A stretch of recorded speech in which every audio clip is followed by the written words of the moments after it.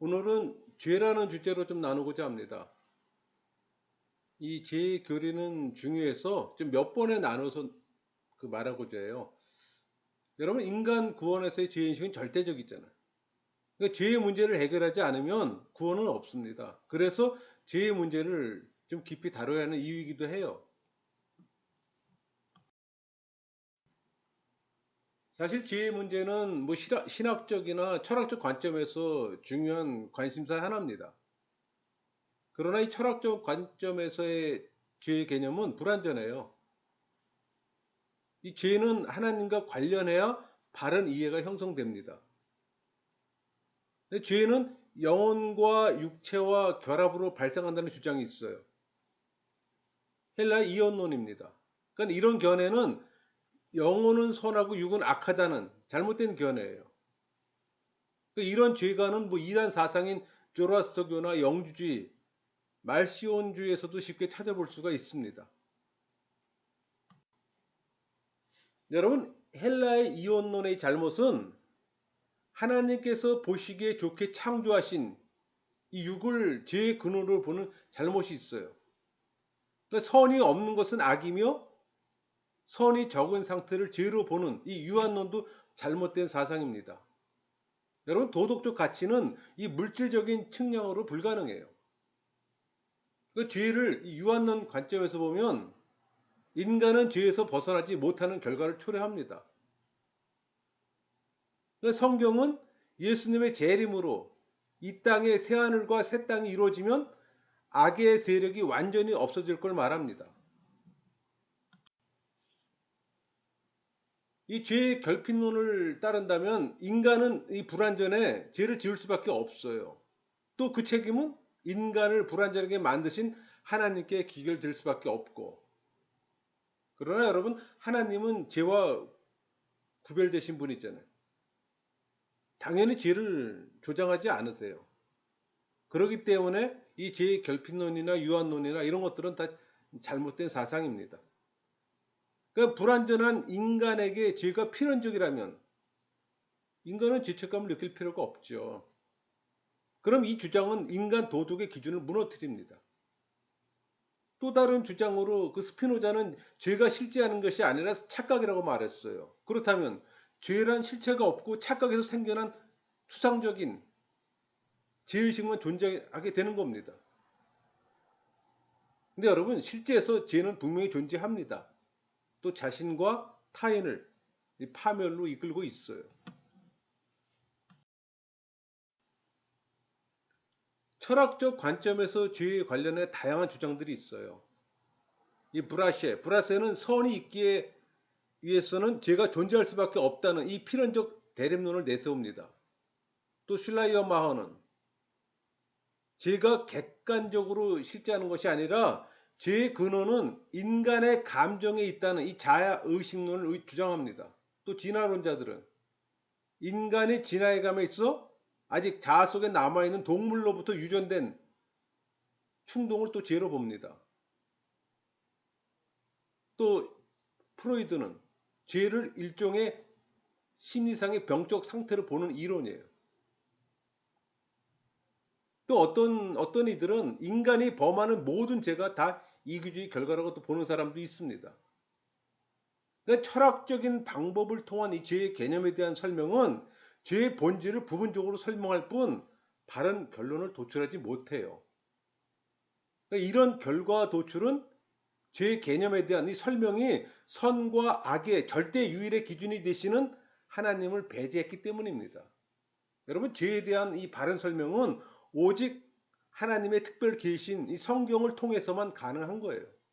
그래서 철학 위에 신학이 있는 이유이기도 합니다. 철학에서는 이 문제를 해결하지는 못해요. 여러분, 성경에서 죄를 표현하기 위해서 사용된 용어들이 많이 있어요. 뭐 구약에서는 하탓, 표적을 맞추지 못한다는 의미입니다.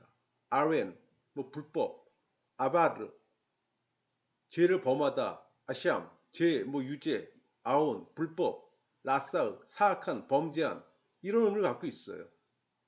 그러니까 이런 용어들은 죄가 하나님의 법을 거슬려 불순종하는 것을 시사합니다.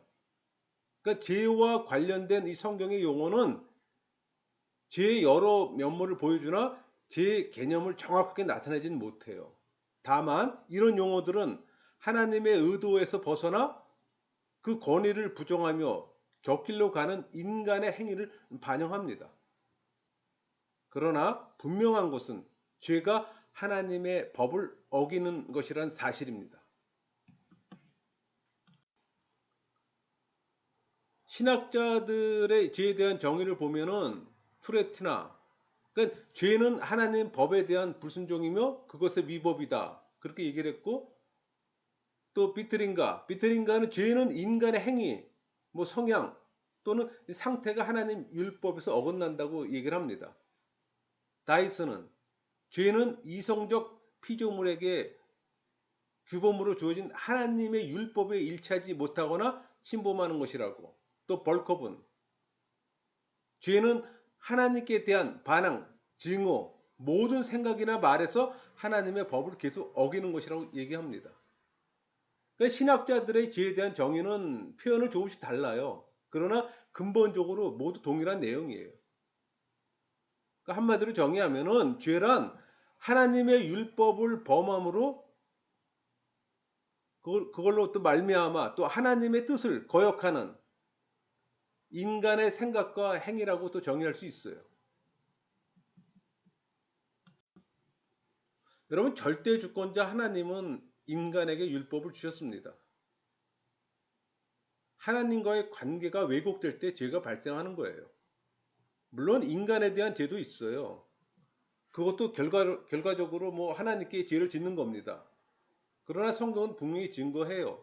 우리 시편 51편 4절 볼까요? 내가 주께만 범죄하여 주의 목전에 악을 행하였사오니.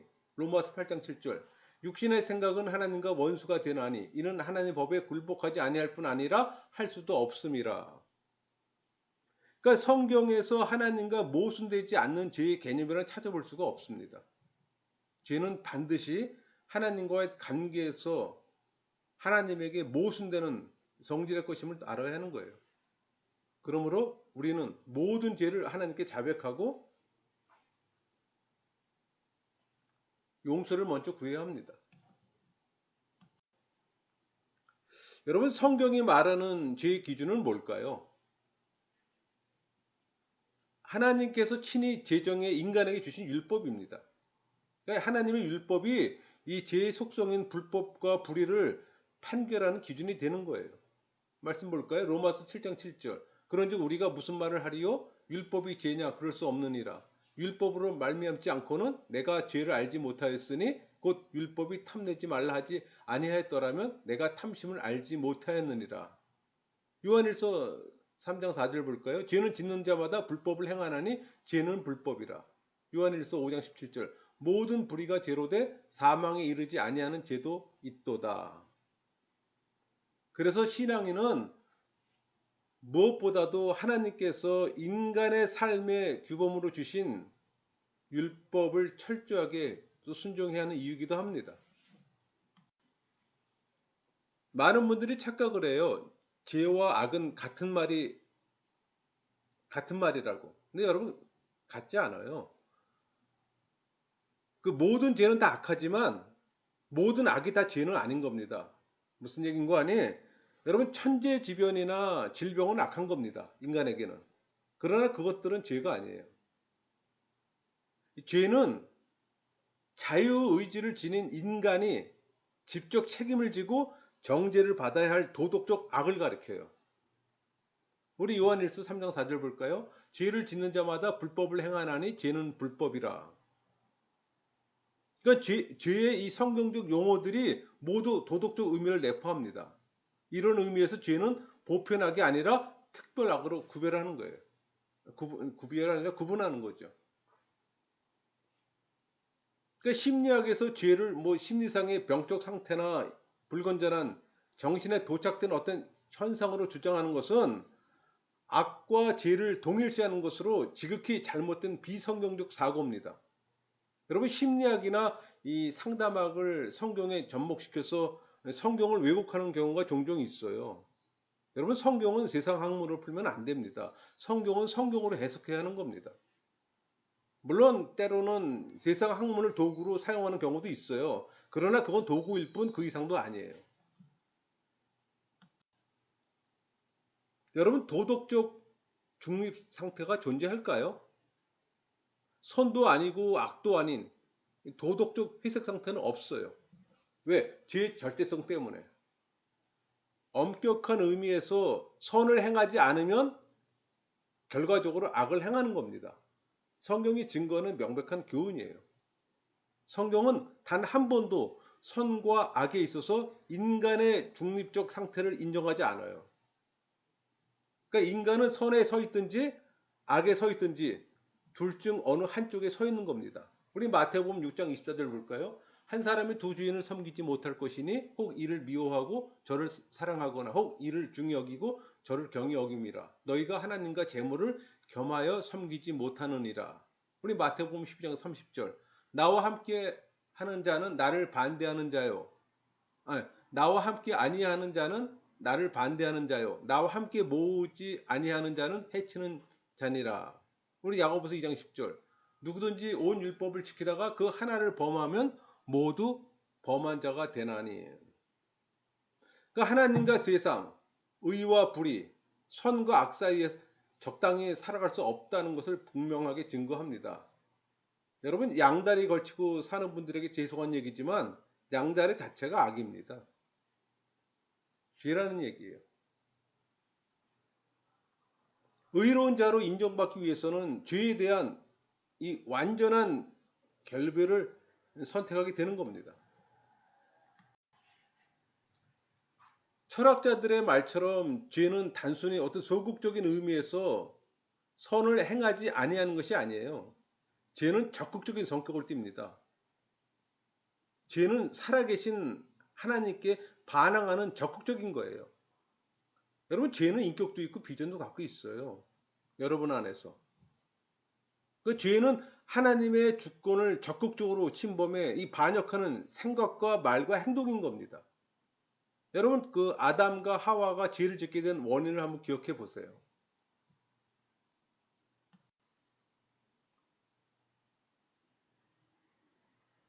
여러분 인간으로 하여금 하나님께 대적해 하려는 이 사단의 적극적 유혹이 있습니다. 또 하나님같이 되려고 한 인간의 적극적 교만도 있고. 그러니까 예를 들면 하나님이 아닌 다른 무엇을 하나님 자리에 놓는 이 우상 숭배는 분명히 그 하나님 주권에 대한 도전이라는 적극성이 내포되어 있어요. 우리 마태복음 6장 24절. 한 사람이 두 주인을 섬기지 못할 것이니 혹 이를 미워하고 저를 사랑하거나 혹 이를 중히 여기고 저를 경히 여김이라. 너희가 하나님과 재물을 겸하여 섬기지 못하느니라. 로마서 1장 23절. 썩어지지 아니하는 하나님의 영광을 썩어질 사람과 새와 짐승과 기어다니는 동물 모양의 우상으로 바꾸었느니라. 로마서 1장 25절. 이는 그들이 하나님의 진리를 거짓 것으로 바꾸어 피조물을 조물주보다 더 경배하고 섬김이라. 주는 곧 영원히 찬송할 이시로다. 아멘. 골로새서 3장 5절. 그러므로 땅에 있는 지체를 죽이라. 곧 음란과 부정과 사욕과 악한 정욕과 탐심이니 탐심은 우상 숭배니라. 분명하게 성경은 말씀하고 있잖아요. 여러분 모든 죄는 하나님 주권에 반역하는 적극성을 띠는 겁니다. 그러니까 죄는 결코 인간에게 무엇이 결핍된 것이 아니에요. 우리는 이 적극적 성격을 지닌 죄의 본질을 분명히 알아야 합니다. 그래야 죄의 은밀한 유혹과 또 강력한 공격을 능히 막아낼 수가 있는 거예요. 여러분 절대 주권자에게 적극적으로 이 반역하는 일이 죄라고 할 때 기준은 뭘까요? 하나님께서 인간의 도덕적 삶의 표준으로 정하신 율법이 죄의 기준입니다. 그러니까 죄는 하나님께서 정하신 율법에서 어긋나게 행하는 것을 의미해요. 이 죄에 대한 성경 용어 아까 우리 잠깐 봤지만 하타트 표적에서 벗어나는 겁니다. 아웬 바른 길에서 벗어나는 거예요. 이런 것들은 모두 죄가 하나님께서 정하신 바 율법을 거스르는 것임을 뚜렷이 보여줍니다. 성경이 여러 번 걸쳐서 명백히 증거했어요. 우리 요한일서 3장 4절 볼까요? 죄를 짓는 자마다 불법을 행하나니 죄는 불법이라. 로마서 4장 15절. 율법은 진노를 이루게 하나니 율법이 없는 곳에는 범법도 없느니라. 그 죄란 하나님의 율법을 떠나서는 생각할 수 없는 겁니다. 교인은 세상 철학자가 말하는 것에 귀 기울여서는 안 돼요. 하나님 말씀으로 모든 기준이 되어야 되는 겁니다. 여러분, 불신자는 율법을 모름으로 죄가 없을까요? 만일 율법 있는 자에게는 죄가 있고 율법 없는 자에게 죄가 없다면 그것처럼 불공평한 것이 없죠. 그렇게 되면 율법은 인간에게 해로운 것이 될 겁니다. 여러분, 율법은 하나님이 제정하신 거룩한 것이며 또 율법이 없다고 해서 죄가 없는 것도 아니에요. 율법 있는 자에게는 율법이 죄의 기준이 되지만 율법이 없는 자에게는 하나님이 인간을 창조할 때 그 마음에 심어주신 양심이 율법의 기능을 하게 되는 겁니다. 성경은 명백하게 증거하고 있어요. 로마서 2장 14절 15절. 율법 없는 이방인의 본성으로 율법의 일을 행할 때에는 이 사람은 율법이 없어도 자기가 자기에게 율법이 되나니 이런 이들은 그 양심이 증거가 되어 그 생각들이 서로 혹은 고발하며 혹은 변명하여 그 마음에 새긴 율법의 행위를 나타내느니라. 그러니까 죄의 판별 기준이 되는 율법이 없는 자는 없습니다. 결과적으로 죄가 없는 자는 없다는 겁니다. 여러분, 도덕적 표준으로 제정하신 율법의 핵심이 뭘까요? 하나님의 사랑입니다. 우리 마태복음 20장 37절. 예수께서 이르시되 내 마음을 다하고 목숨을 다하고 뜻을 다하여 주 너희 하나님을 사랑하라 하셨으니. 그러니까 도덕적 선은 하나님을 사랑하는 거예요. 도덕적 악은, 그 죄는 하나님을 사랑하지 않는 겁니다. 그러니까 하나님께 대한 반항, 하나님께 대한 증오, 뭐 생각이나 말과 행위에서 하나님의 법에 불순종하는 것은 모두 죄입니다. 우리가 죄를 범하지 않기 위해서는 어떻게 할까요? 창조주 하나님의 마음과 뜻과 정성을 다해 사랑하고, 하나님을 사랑하는 얘기죠. 그분의 말씀에 철저히 순종하는 겁니다. 그게 신명기 6장 4절부터 9절까지 잘 쓰여져 있잖아요. 이스라엘 들어라, 우리 하나님 여호와는 오직 유일한 여호와시니 너는 마음을 다하고 뜻을 다하고 힘을 다하여 네 하나님 여호와를 사랑하라. 오늘 내가 네게 명하는 이 말씀을 너는 마음에 새기고 네 자녀에게 부지런히 가르치며 집에 앉았을 때든지 길에 갈 때든지 누워 있을 때든지 일어날 때든지 이 말씀을 강론할 것이며 너는 또 그것을 네 손목에 매어 기호를 삼으며 네 미간에 붙여 표로 삼고 또 네 집 문설주와 바깥문에 기록할지니라. 우리가 자주 접하는 말씀 구절이기도 합니다. 여러분, 죄가 항상 동반하는 두 가지 결과가 있어요. 그게 죄책과 오염입니다. 그러니까 죄책이란 이 범죄의 객관적 결과로서 죄에 대한 책임을 말하는 거예요. 이 죄책이란 하나님께서 절대 공의로우심으로 인해 죄 범한 자가 반드시 받게 되는 죄값, 곧 죄의 형벌을 가리켜요. 로마서 3장 23절 볼까요? 모든 사람이 죄를 범하였음에 하나님의 영광에 이르지 못하더니. 로마서 6장 23절. 죄의 삭은 사망이요. 그러니까 성도의 죄책이 그리스도에게 이전되었다고 죄에 대한 가책도 느끼지 못한다는 말은 아니에요. 이 죄책이 예수님께 이전되었다는 것은 이 죄에 대한 이 직접적 어떤 형벌이 이전되었다는 것이지 죄책감까지 이전된 것은 아닙니다. 그러니까 여러분이 예수 그리스도를 믿음으로 죄 용서함을 받고 칭의를 받을 때 지은 죄에 대한 이 벌받을 책임은 면제됐으나 죄에 대한 가책은 그대로 남아있는 겁니다.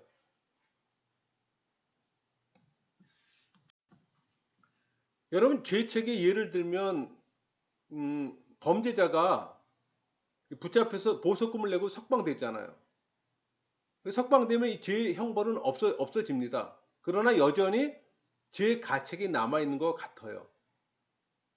그러니까 죄에 대한 가책은 뭐 이전되거나 말소될 수가 없어요.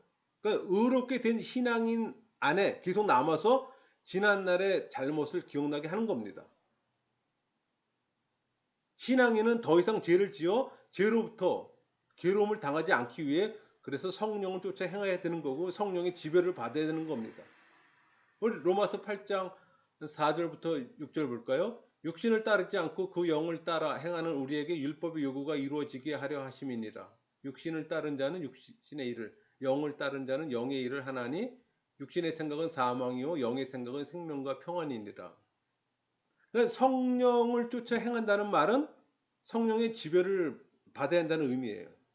더 구체적으로 말하면 은혜의 방편 아래 생활해야 한다는 것입니다. 그 말은 예배, 말씀, 기도, 성찬, 성도 간의 교제라는 생활 그 속에서 사는 걸 얘기하는 겁니다. 그래야 은혜 받을 수 있잖아요. 그걸 벗어나면 여러분 은혜를 받을 수가 없어요. 그러니까 바르게 알고 바르게 행해야 하는 중요 포인트이기도 합니다. 맹목적에서는 안 돼요. 제가 항상 하는 얘기지만 맹목적에 대해 맹신은 무지의 결과입니다. 여러분 오염이란 이 범죄의 결과입니다. 그러니까 심령이 부패한 성질 또는 성향을 가지게 된 걸 가리켜요. 다른 말로 죄의 경향성입니다. 이 죄의 경향성은 성령 세례 받은 사람에게도 그대로 남아 있는 거예요. 불신자에게만 있는 것이 아니라 신앙인에게도 갖고 있는 겁니다. 우리 욥기 14장 4절 누가 깨끗한 것을 더러운 것 가운데서 낼 수 있으리까 하나도 없나이다. 에레미야 17장 9절 만물보다 거짓되고 심히 부패한 것은 마음이라 누가 능히 이를 알리오마는. 로마서 8장 5절부터 8절 볼까요? 육신을 따른 자는 육신의 일을 영을 따른 자는 영의 일을 생각하나니 육신의 생각은 사망이요 영의 생각은 생명과 평안이니라. 육신의 생각은 하나님과 원수가 되나니 이는 하나님 법에 굴복하지 않을 뿐 아니라 할 수도 없음이라. 육신에 있는 자들은 하나님을 기쁘시게 할 수 없느니라. 이런 오염은 죄책의 결과를 할 수가 있습니다. 인간은 아담의 원죄로 말미암아 부패한 성질을 갖고 태어났잖아요. 그래서 계속적으로 갖고 있는 거예요. 여러분의 영혼 안에 이 죄의 경향성은 여전히 갖고 있는 겁니다. 여러분이 죽어 성화의 과정이 끝나 영화의 단계에 들어갈 때 없어지는 겁니다. 여러분 죄책과 오염은 모든 죄에 수반되는 결과입니다. 그래서 매우 밀접하게 연결되어 있음을 우리가 알 수가 있어요. 그러나 이 죄책과 오염이 반드시 같이 나타나는 건 아니에요. 그러니까 그리스도께서는 죄책을 가지셨지만 오염은 가지지 않으셨어요. 그 고린도후서 5장 21절 하나님이 죄를 알지도 못하신 이를 우리를 대신하여 죄로 삼으신 것은 우리로 하여금 그 안에서 하나님의 의가 되게 하려 하심이라. 또 그리스도인은 죄책을 갖지는 않으나 오염은 가지고 있어요. 그 요한일서 1장 7절 8절이에요. 그가 빛 가운데 계신 것 같이 우리도 빛 가운데 행하면 우리가 서로 사귐이 있고 그 아들 예수의 피가 우리를 모든 죄에서 깨끗하게 하실 것이요. 만일 우리가 죄가 없다 하면 없다고 말하면 스스로 속이고 또 진리가 우리 속에 있지 아니할 것이요.